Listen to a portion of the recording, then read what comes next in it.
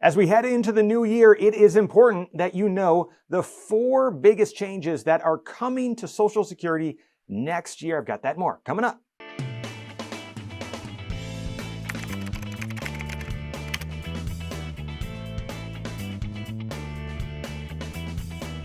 Whether you are already in retirement and drawing Social Security, whether retirement is near or close and you're going to be making that big Social Security decision soon, or if retirement is still a long way off and you're not planning on drawing Social Security for several years, if not even decades, it's critical that you understand how Social Security works. Deciding how you're going to optimize Social Security for your unique financial situation is one of the biggest financial decisions that you're going to make in your life. And the truth is, Social Security changes a little bit every single year, sometimes in really small ways, sometimes in really big ways. And so no matter where you are in your financial journey, it's really important that you understand the changes that are happening to Social Security on a year-over-year basis. Now, I've got the 4 biggest ones, okay? I'll let you decide whether, grand scheme of things, these are pretty small, or no, this one's pretty big.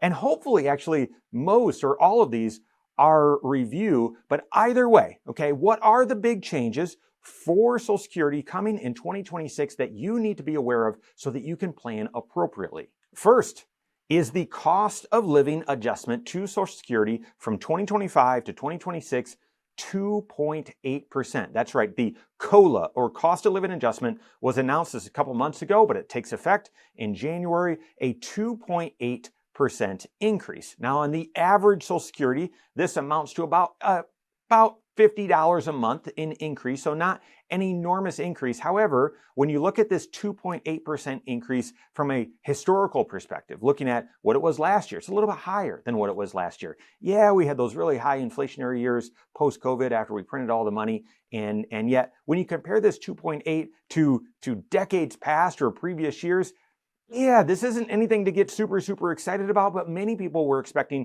that this was going to be a lower number, me included. So while maybe you would say, nah, this isn't that big a deal, I will say it's a helpful feature.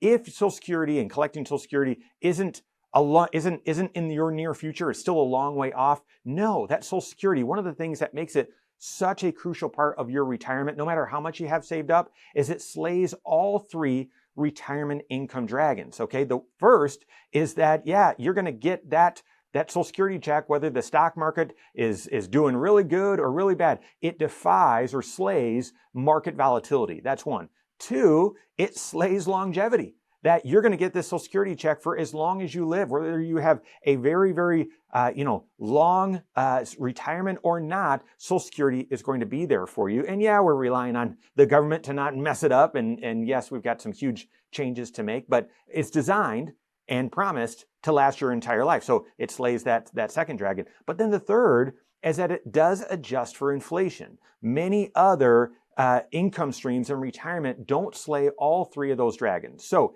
even though you might look at this 2.8 cost of living adjustment and say, not that big a deal, it is helpful to know. And then last thing I'll mention before we get to the next thing that's changing, and that is that the cost of living adjustment, this COLA, is calculated every year based on the urban CPI or CPIW from the 3rd quarter of the previous year compared to the 3rd quarter of the year before that. So this for 2026 was comparing July, August, and September of the urban CPI for those 3 months from 2025 to 2024.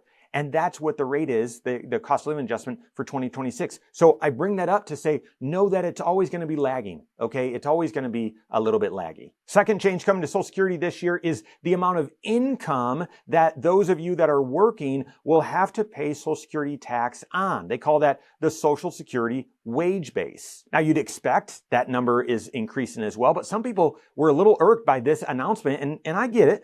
In 2026, the amount of wages, okay, the amount of wages that you're going to pay Social Security tax on is $184,500. That's up from $176,100, okay, so up about $8,400. What's got some people irked is, yeah, there's a 2.8% cost of living adjustment to Social Security, but this is an over 4% increase in the amount of wages that you're going to pay taxes on, pay Social Security taxes on, and that can feel a little bit frustrating.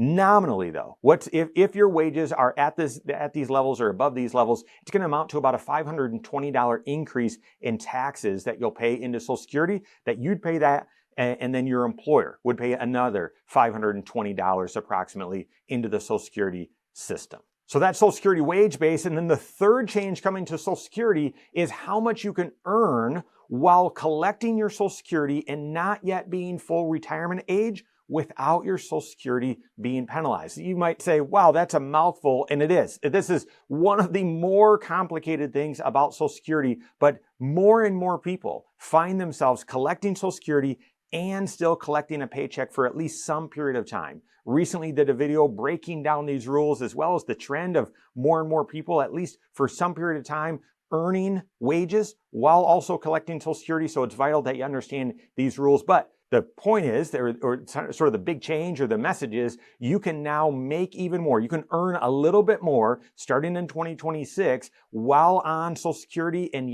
not yet at your full retirement age without your Social Security being penalized. In 2025, you could earn $23,400 a year from wages. That's not pension income. That's not dividend income. That's not capital gain. That's wages, and still be on Social Security younger than your full retirement age and not have it penalized. If you earned more than that, then there was a penalty on your Social Security for $1 for every 2 that you were over that limit. Well, that's 2025. You can see in 2026, that's increasing almost $100 a month. So that's a meaningful amount, guys. $24,480 for the year.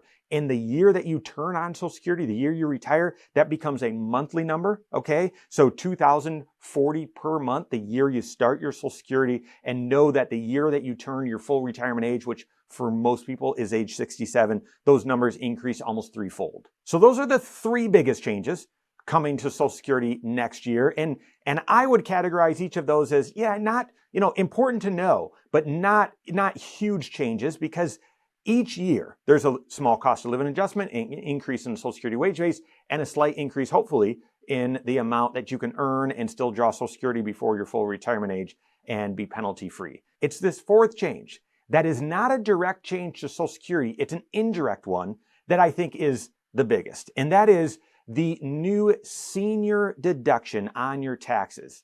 Now, let's set the record straight. I want to be clear, because it's very misunderstood with this new tax deduction. How the tax is calculated on your Social Security, that is not changing. In fact, that hasn't changed in almost 4 decades. Okay, the determining how much tax you'll pay on your Social Security is not changing. What is changing is there is a new deduction that is available for people age 65 and older, and whose adjusted gross incomes are below certain thresholds. For individual filers, $75,000, and for married filing jointly, $150,000. If you're 65 or older and your adjusted gross income is below those levels, then you qualify for this new $6,000 senior deduction that's per person. You'll be eligible for that whether you itemize your taxes or not, and it's only available for 4 tax years,